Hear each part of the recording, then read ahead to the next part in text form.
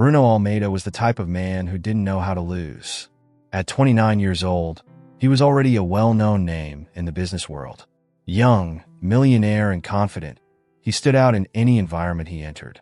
His designer clothes, his luxury sports car, and his influential companies were clear symbols of someone who wanted to be noticed. For Bruno, life wasn't just about money. It was about control and achievement. He couldn't stand the idea of being challenged and losing. He was the type of person who did everything to prove he was at the top. On a luxurious night, in a private club frequented by the city's elite, Bruno was the center of attention. Around him, a group of equally rich and competitive friends exchanged stories and laughs as they clinked glasses of champagne. Among them was Davi, one of the few who dared to provoke Bruno from time to time.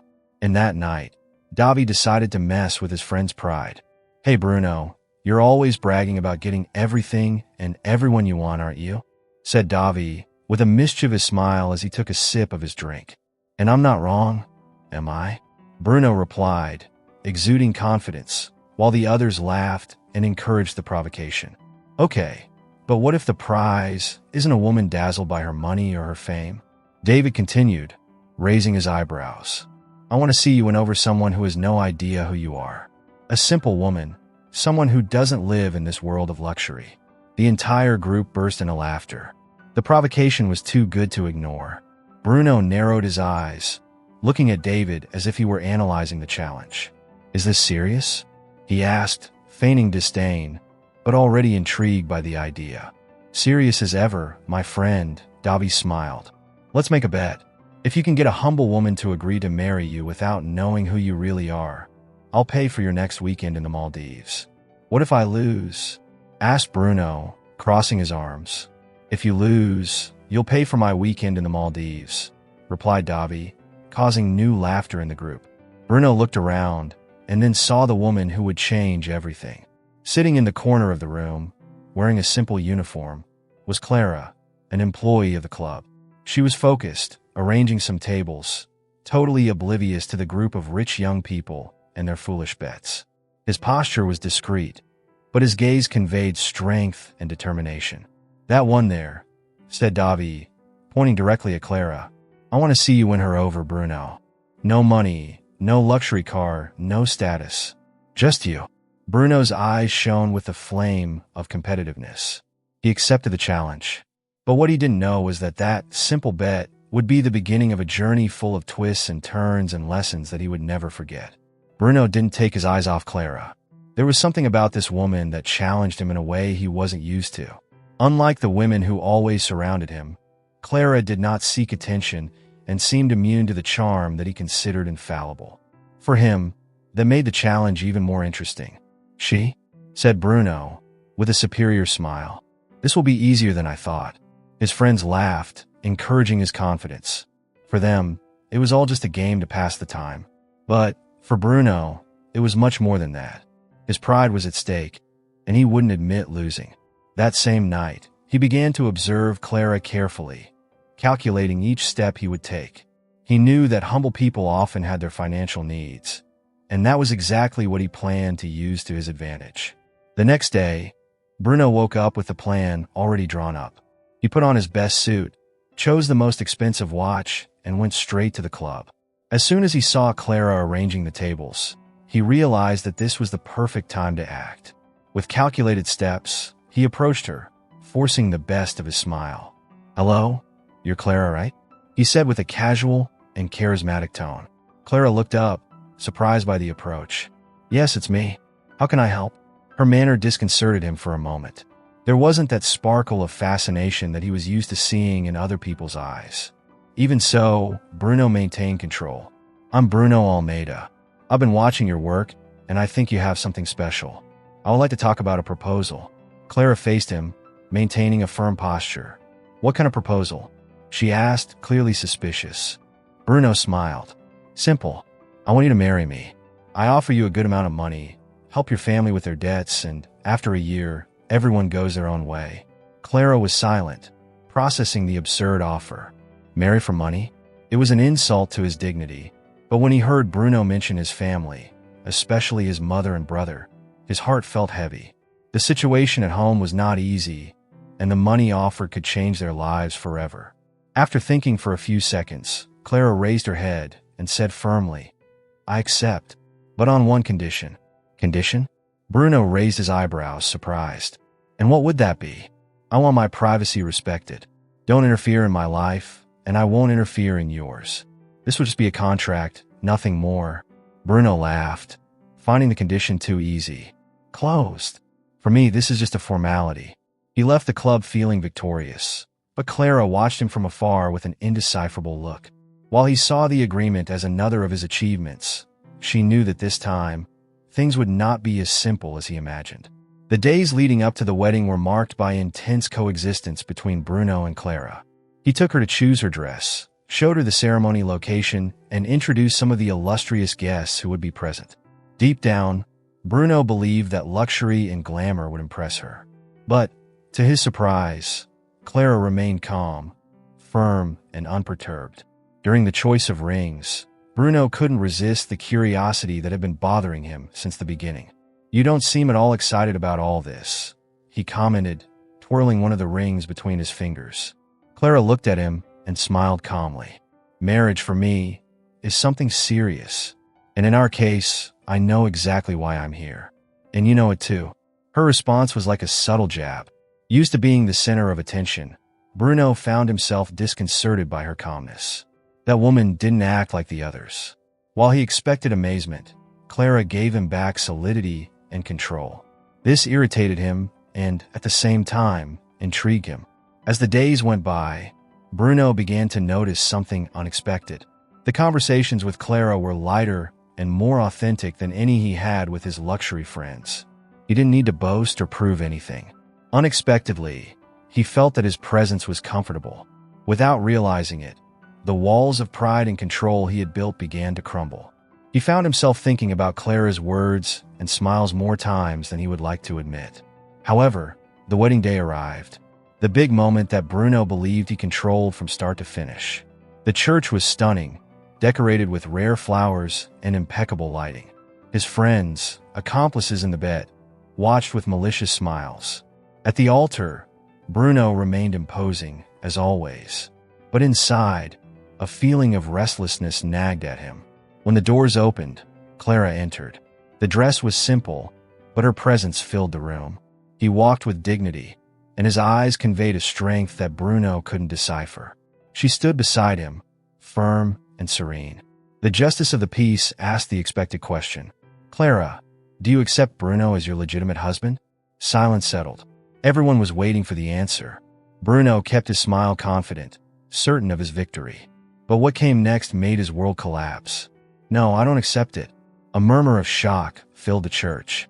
Bruno stood frozen, the smile frozen on his face. The friends looked at each other, not understanding what was happening. Clara took a step forward and, with a firm voice, faced Bruno and everyone present. "From the beginning, I knew about the bet. I knew that for you I was just a trophy, a piece of a game you wanted to win. But I accepted to prove something much bigger." The guests looked perplexed. Bruno felt the ground disappear beneath his feet. "I accepted to show that dignity is not for sale. Money can buy objects, but not people. If you believed I would be part of your game, now you know you lost." Clara's words echoed throughout the church. The eyes that were previously directed at her now turned to Bruno and his friends, who were laughing before and now staring at the ground, embarrassed. Bruno, speechless, felt the weight of defeat for the first time. Clara's words echoed in Bruno's mind like a melody impossible to forget. Her every sentence was a sharp blow to his pride, but also a revelation. He felt the weight of shame, not just for the public humiliation, but for the naked truth she had exposed in front of everyone. His friends, who had previously laughed and encouraged the bet, were now silent and uncomfortable, unable to look directly at him. Clara left the church with her head held high, each step leaving an invisible but deep mark on Bruno's heart. He wanted to speak, but the words wouldn't come.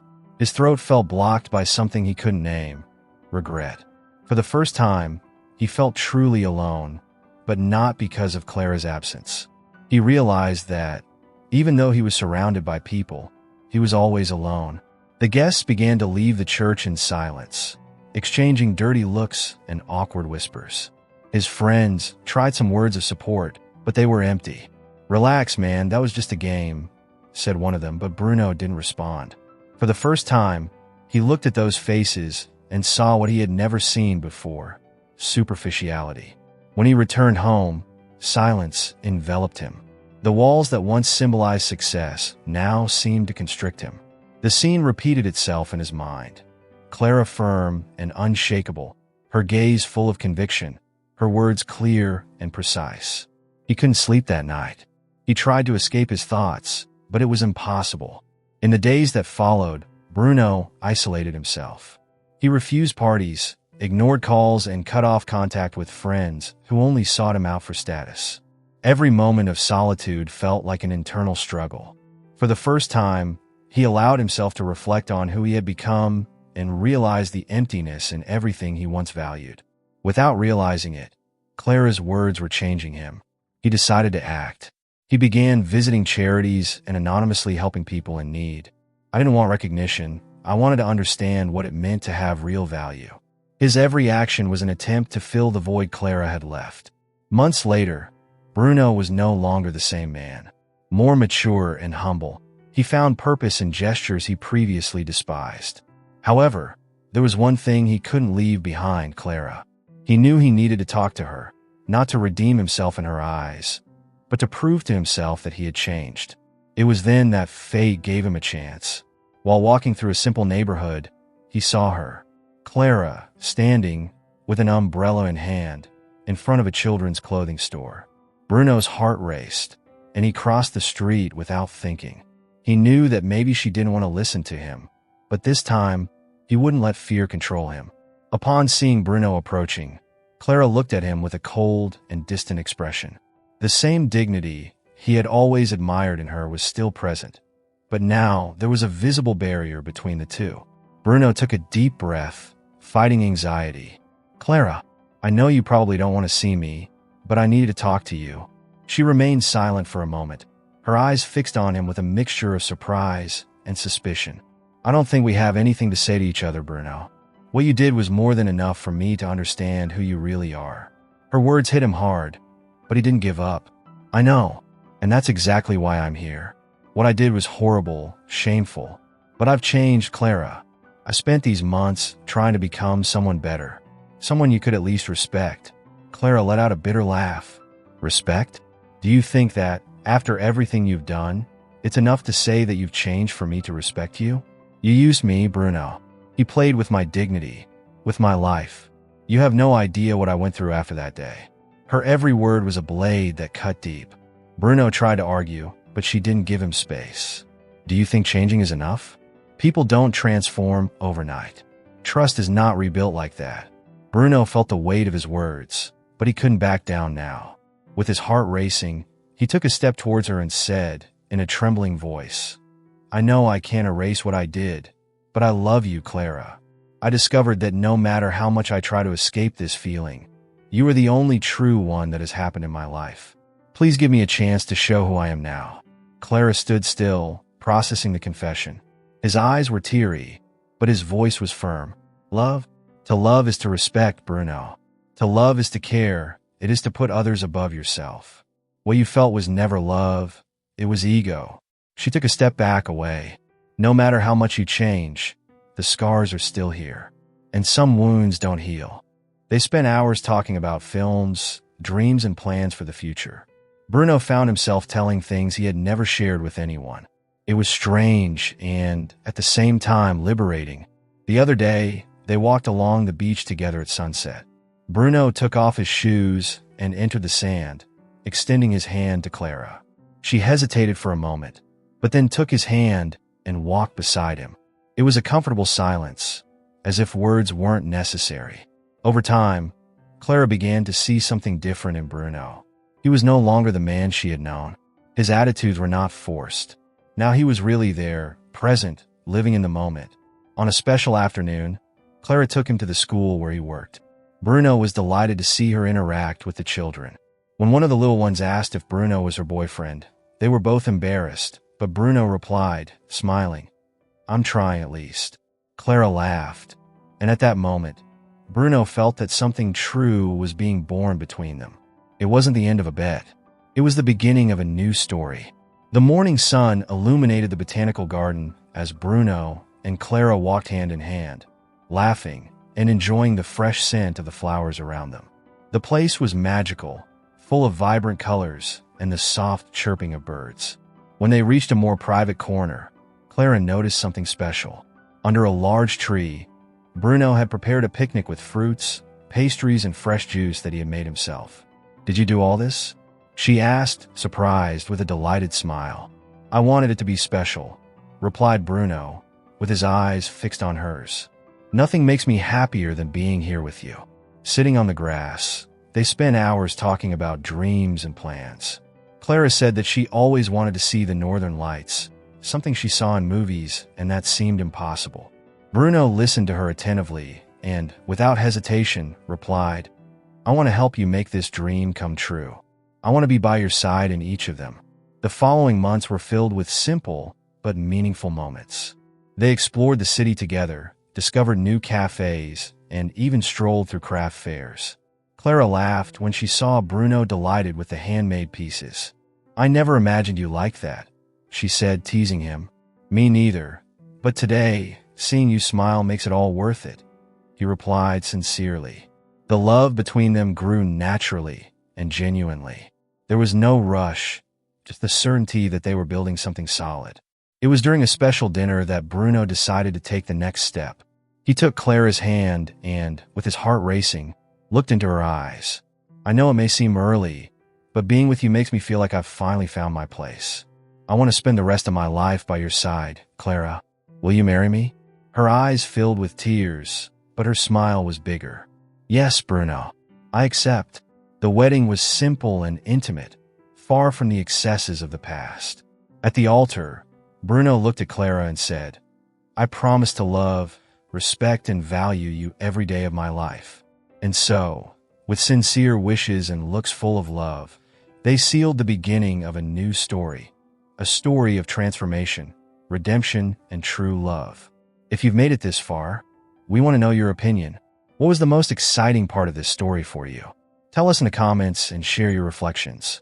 Oh, and don't forget to like the video and subscribe to the channel to follow more exciting stories like this. Your participation makes all the difference.